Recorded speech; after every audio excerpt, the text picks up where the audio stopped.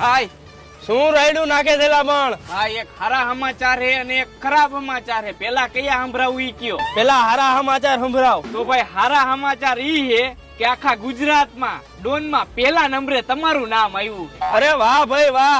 આજુબાજુના 12 ગામમાં જમણવારનો પ્રોગ્રામ ગોઠવો અને નાચવા વાળીઓને બોલાવો અને તું દેશી દારૂ વાળાને તું ઇંગ્લિશ દારૂ વાળાને કહી દે અને 12 ગામમાં મારું નામ ગુંજી ઉઠવું જોઈએ. જાઓ જલ્દી હાલો.